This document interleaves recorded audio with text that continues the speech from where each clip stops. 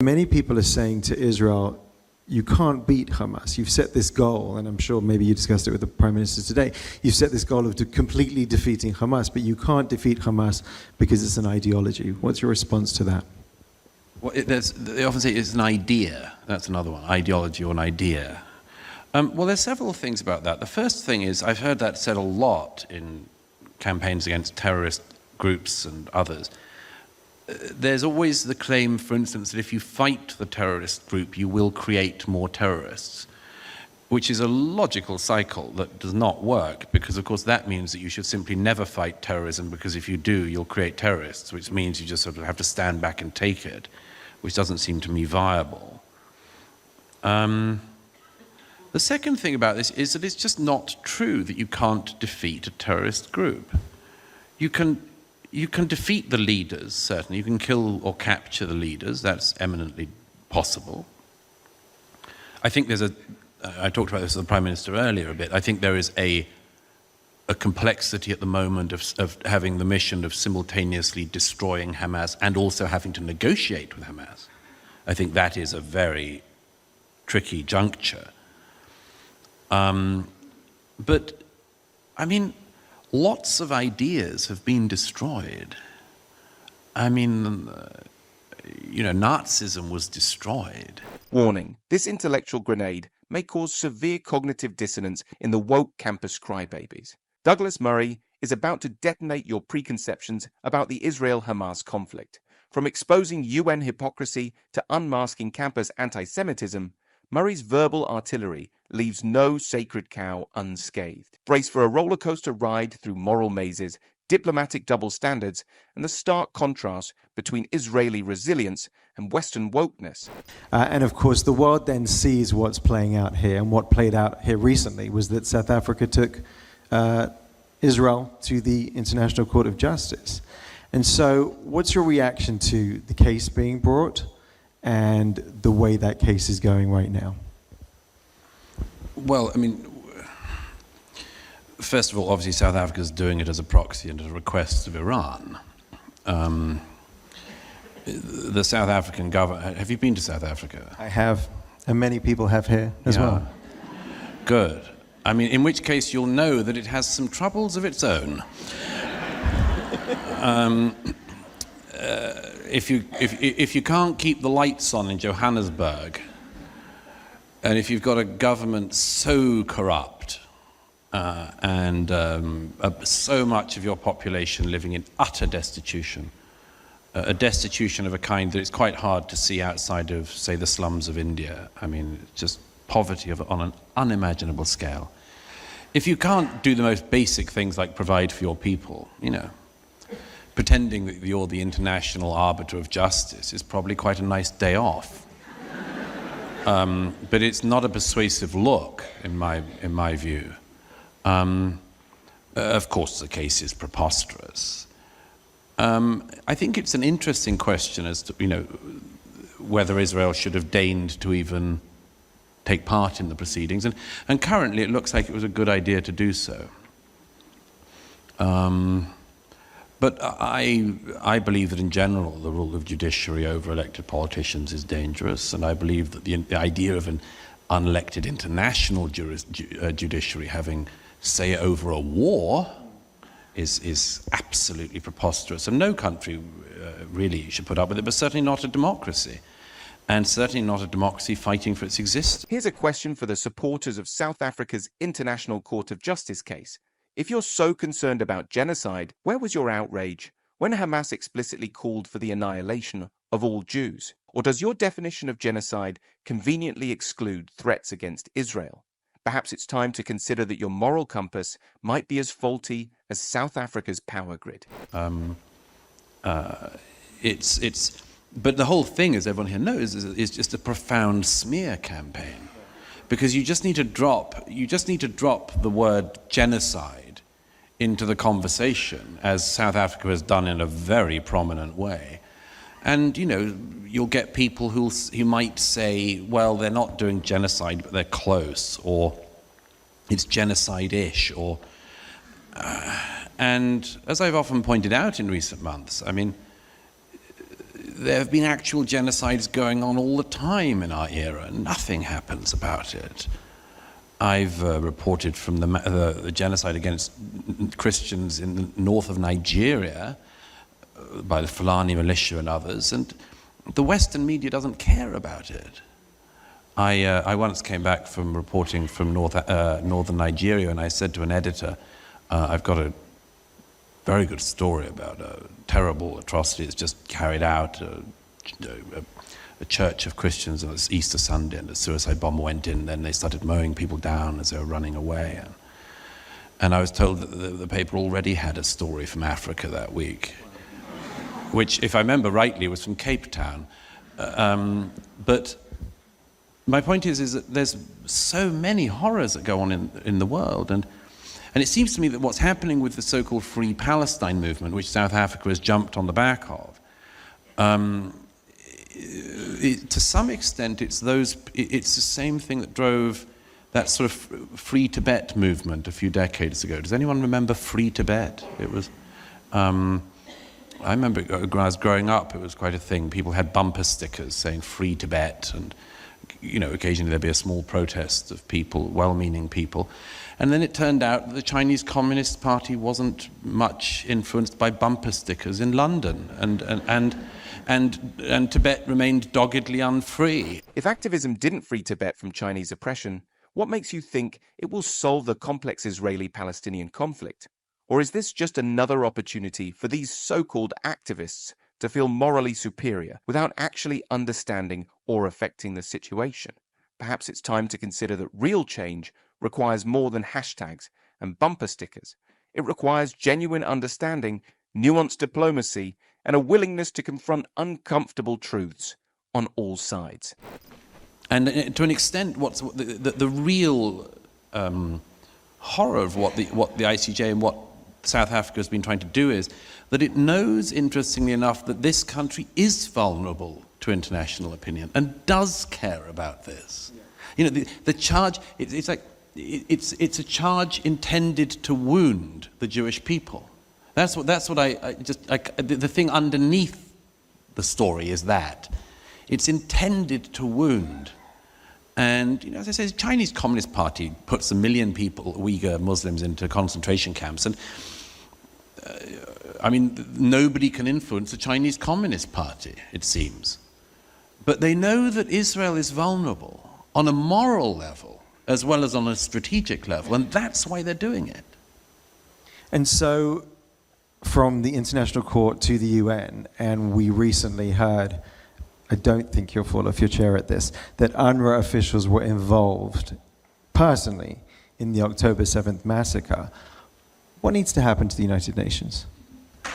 Well, like you, Michael, I've been in this game for a while now, but I think if you'd have said to me, if we'd have had a conversation even 6 months ago, and you said, an UNRWA employee will be caught with kidnapped Jews in their house, I'd have thought, well, that's going to be a bit much. For UNRWA employees to be involved in the massacre. The one good thing of the last couple of days is that finally there has been that effect that we've talked about before, but that of more than just America noticing there's something rotten in this. Because occasionally America notices there's something rotten in these international institutions. Israel knows there is and suffers on the front line from this. But America occasionally will wake up to this. But others, European countries, Norway, these sort of countries just keep funding them anyway because there's a sort of, you've got to give your money to someone to do good in the world or feel you're doing good. And UNRWA is obviously the worst of them, but there are a lot of these UN institutions. Murray exposes the ICJ case as a deliberate wound to Israel, exploiting its moral sensitivity, unlike China's impunity with Uyghurs. He's stunned by UNRWA's involvement in October 7th, noting it's beyond what he'd have believed possible 6 months ago. There's a silver lining. More countries are finally noticing UN corruption, not just America. Yet some nations keep funding these institutions out of misguided altruism. UNRWA's the worst, but it's just the tip of the UN's rotten iceberg. I was at a meeting with the families of the children hostages in November with UNICEF officials. And, you know, I mean, somebody said to one of the UNICEF officials, you know, UNICEF has one job, to look after the welfare of children. And they did not bother for over a month to do anything about the kidnapped Jewish children. Nothing. As it turned out, the day that the deputy head of UNICEF came to Jerusalem for that meeting, the head of UNICEF was in Cairo a couple of days earlier where she had a car crash. Not a very serious one, but she used this as an excuse not to come to Jerusalem. And it turned out during the meeting that she was actually in Gaza. And she was not there to look for the missing Jewish children. So there is a profound rot and sickness at the heart of a number of these institutions. And it's a deep problem because people in this country know it, and my goodness, do we know it from the UNRWA case. But can we make the rest of the world understand? That's going to be a great challenge. I mean, look at the case with education in general. Whatever happens after the war in Gaza, who but this country is going to do anything to make sure the textbooks aren't the same? You know, you just see international body after international body failing at its task. Take the northern border as a very good example. As I say, I was here in 2006. I remember at the end of the war with UN Resolution 1701.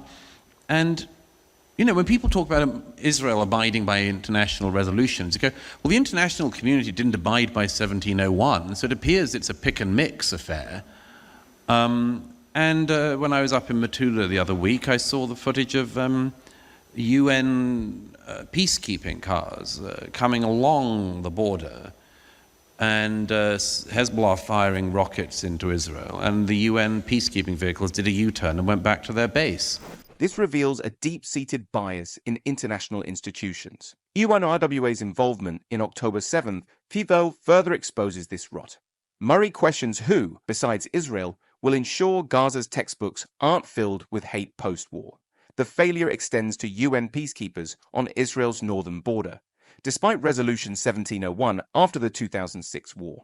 Enforcement is lacking. Murray witnessed UN vehicles retreating when Hezbollah fired rockets into Israel, rendering their mission useless. So that's a useful peacekeeping mission. But, you know, with all of these bodies, like, I don't see the amount of shame there should be. I mean, we pay for this, taxpayers in the rest of the world. Sometimes we send troops, and certainly we send aid. And why isn't there deep rage about this? I think you played a bit of that excerpt of me in a recent discussion with Mr. Barghouti, a man who seems to have developed an almost circular breathing technique because he won't shut up.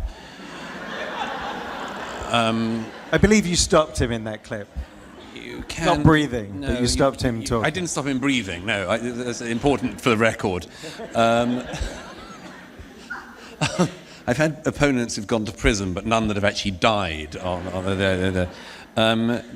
I think I said to Mr. Barghouti, I mean, look at these hundreds of millions of pounds that we've given to the PA, that they spend on terrorist salaries and so on. I can't understand why the rest of the world isn't furious, even if they don't care about it on a moral case. This is just on a fiscal base. Maybe there's something you could do better with the money than incentivizing people to go and murder Israelis. How about that? I agree with you. And so I know you were telling me backstage, I think I'm allowed to say this, and if not, it's about to be too late, but you came to us from being with our Prime Minister. So you interviewed Prime Minister Netanyahu today. Is there anything, I know it hasn't been screened yet, but is there anything you can tell us as just you know, between us? Well, as I like to say, I'm not indiscreet, it's the people I talk to who are. Well, I'm sure we can keep this a secret between ourselves, ladies and gentlemen. Murray's baffled by the lack of outrage over international bodies' failures. He cites UNICEF's neglect of kidnapped East Jewish children and UN peacekeepers retreating from Hezbollah rockets, taxpayer money funds, or terrorist salaries via PA aid, yet there's no fiscal fury. Murray quips about a debate opponent's circular breathing technique for non-stop talking. Murray then humorously hints at Netanyahu's interview insights, maintaining discretion while teasing potential revelations. I had some time with the Prime Minister earlier at the Kiryat in Tel Aviv, and we roamed over quite a lot of terrain from... the thing I was particularly keen to get onto was what's happening next. One of my few insights since being here is that the Israeli public have, I wouldn't like to say politically shifted in any direction, but there's something that's clarified. There are certain things that are very obvious now in this country that maybe weren't obvious before the October the 7th, but the rest of the world is still in October the 6th. I worry about this disconnect between what's obvious on the ground here and what the rest of the world thinks. So I asked him not just about the current war in Gaza, but what I see as being a pretty inevitable war with Hezbollah. We talked about Qatar, which has of course just been caught, among other things, spying on 2 American senators, and whether or not Qatar is a partner for peace. We talked about Iran and what may have to be done with Iran. And I wanted to talk about those big things because sometimes with politicians it's easy to get caught on, as it were, gossip, and I think it's important not to be. But I did get to ask him at the very beginning a question which has haunted me since I arrived here, and I was pleased to ask him on camera, which was what I regard as being the trauma that this country is going through still. Sometimes some people talk about PTSD, but I don't think that Israel is in a PTSD stage. It's still in the trauma stage. And the thing that has haunted me most since I arrived in terms of, there's all this stuff, as it were, about the enemy, the other side, what they've done. Put that to one side for a second. The number of families, survivors and others I've spoken to who've said to me that, they told their children or wives or husbands or fathers or whatever, don't worry, the IDF will be here in minutes. And I said to him, what went wrong? Which is a very difficult question, I think. And he answered it quite politically, but carefully, but honorably, I think. Murray's Netanyahu interview reveals a stark reality. Israel's post-October 7th mindset clashes with global views. Recent polls show almost all of Israel back continued Gaza operations, while worldwide protests rage. The Israel-Lebanon border has seen over 1,000 incidents since October, with hundreds of casualties. Qatar's alleged spying on US Senators Murphy and Cruz further complicates its mediator role. These facts underscore the complex geopolitical landscape Israel navigates.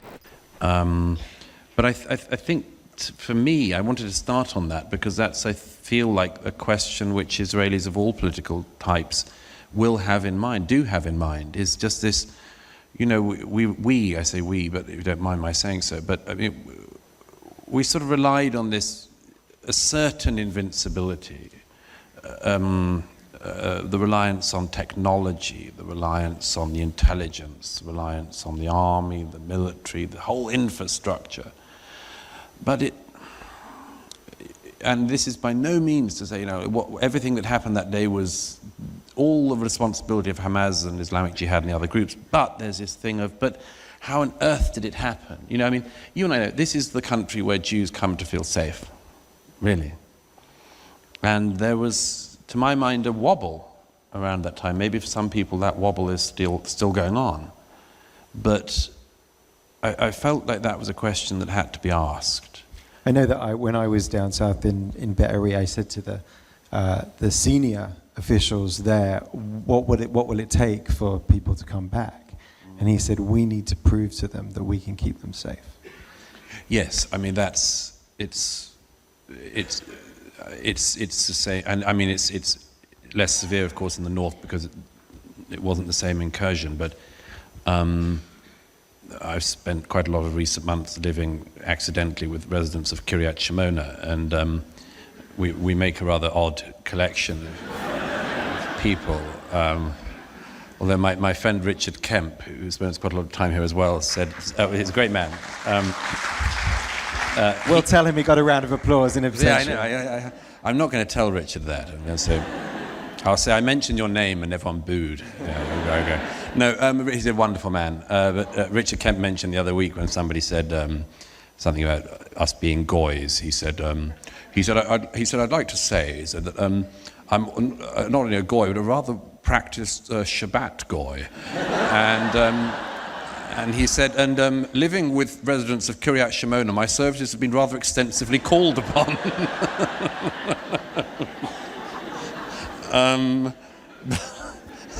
He's definitely rather overqualified to go around flicking switches, but yeah.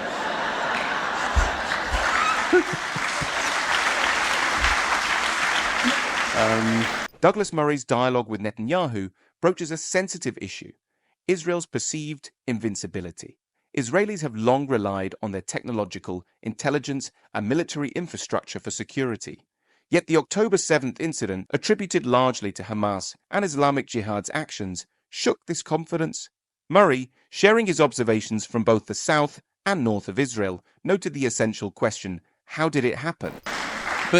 But yes, I mean, it's, and by the way, an interesting issue in the north and the south seems to me. There is a slight misunderstanding, I think, internationally in particular about this. Is in my observation, I mean, some of the people in the south and the north are, they're sort of, committed in a way, of course, but it's not quite as ideological as it is for many people in Judea and Samaria, for instance. I mean, some people it is, in some of the kibbutz it is, but not everywhere. And that issue of just basic safety is, I enormously admire the people who will move back there, but the preconditions of them doing so are very far from being in place. And I do, by the way, I do wonder sometimes. I had a Friday night dinner with some friends the other week, and it was gloriously argumentative, as you'll be surprised to hear. You can guess which family it was, I'm sure. But and it was a wonderful family, and they had all the children. One of the fathers at one point late in the evening said, "So, Iron Dome, good idea or not?" And that in retrospect is the thing about the South. I mean, of course, what shocks you in any place, any of the kibbutz there, what is shocking at first is that the bomb shelters didn't lock. But they weren't meant to lock because this wasn't meant to happen. Right. Let's turn to an area that Stan with us is very involved with, the university campus. And so, of course, we saw the congressional hearing where 3 heads of major campuses, MIT, University of Pennsylvania, Harvard, were not able to unequivocally condemn calls for genocide against Jews on their campus. Where have we got to, and where do we go from here? Did America take notice? Well, it definitely took notice. Arguably the most successful congressional hearing for some years. I mean, wow, did that reverberate around the world, and rightly so. I mean, sometimes it's worth noting when something's really caught on and people have actually woken up to something. These so-called leaders of higher education couldn't even bring themselves to condemn calls for genocide against Jews on their campuses. This is not just about academic freedom, it's about the insidious spread of anti-Semitism, masquerading as criticism of Israel. A recent survey found that an overwhelming majority of Jewish students feel unsafe on campuses now. This is unacceptable in a country that prides itself on freedom and tolerance. I mean, lots of people have diagnosed the rot in American higher education for 40 years since Alan Bloom published The Closing of the American Minds about what was going wrong on American campuses. And it's all gotten worse. But the heads of the fact that you would have the presidents of three such esteemed institutions proving themselves to be so amoral. I actually have a friend who's at MIT who phoned me after the hearing and said, what do you think? I said, well, among other things, apart from sounding utterly immoral, the presidents of the three colleges sounded like ChatGPT. And of course, it's because they're reading their highly lawyered answers off, you know. And it's all about the risk of future litigation, among other things. It's this sort of, you know. And because I said, what's the name of the one from UPenn? I said, she was sort of smirking as she was doing her answers, as if she was being so clever or precise. And my friend said, well, why don't we put the questions into ChatGPT and see what it says? So we did. And the answers were really very good. ChatGPT, when asked about the question of genocide that so completely flummoxed Claudine Gay, said genocide is recognized as wrong in every known moral system. Well, it turned out that the AI was more moral than the head of Harvard. That was an interesting experience. Yes, I mean, but it's one of the first times there has been a price to pay for that. And I'm delighted about that, but I hope that the replacements are not simply equally immoral idiots who just happen to know how to tread around that landmine, which is possible. I think people should watch out for that. And I think that the only reason they won't be is if we hold their feet to the fire. Absolutely. So. Jewish students now feel the need to hide their Jewish identity on campuses. Is this the higher education we're paying top dollar for? To have our brightest minds cowering in fear because of their heritage? Remember, these universities aren't just ivory towers. They're the breeding grounds for our future leaders. A study found that nearly half of students believe violence is sometimes acceptable to prevent hate speech. Is this the kind of twisted logic we want governing our nation? And by the way, also with funding, I mean, I'm bewildered by much to do with American higher education funding, because it seems to me that Harvard, for instance, has an endowment of, I think, hundreds of billions of dollars. And in my view, there's no reason why a higher education institute should have that money when there are people who need scholarships. And it should pay down its endowment in education, instead of sitting on this huge pot of money and proving themselves to be an utterly immoral institution. So I think that people should just not donate to any of these colleges. So if anyone here is still doing so, I hope they don't. But it's really very important because, as Andrew Sullivan said some time ago, you know, there was a time when we hoped that this idiocy would stay on American campuses. But as Andrew Sullivan wrote, we all live on campus now. And that is certainly the case in America. Everything that happens at the campuses ends up flooding through the rest of the culture, you know. Many people are saying to Israel, you can't beat Hamas. You've set this goal, and I'm sure maybe you discussed it with the Prime Minister today. You've set this goal of completely defeating Hamas, but you can't defeat Hamas because it's an ideology. What's your response to that? Well, they often say it's an idea. That's another one, ideology or an idea. Well, there's several things about that. The first thing is, I've heard that said a lot in campaigns against terrorist groups and others. There's always the claim, for instance, that if you fight the terrorist group, you will create more terrorists, which is a logical cycle that does not work, because, of course, that means that you should simply never fight terrorism, because if you do, you'll create terrorists, which means you just sort of have to stand back and take it, which doesn't seem to me viable. The second thing about this is that it's just not true that you can't defeat a terrorist group. You can defeat the leaders, certainly. You can kill or capture the leaders. That's eminently possible. I think I talked about this with the Prime Minister earlier a bit. I think there is a complexity at the moment of having the mission of simultaneously destroying Hamas and also having to negotiate with Hamas. I think that is a very tricky juncture. But, I mean, lots of ideas have been destroyed. I mean, you know, Nazism was destroyed.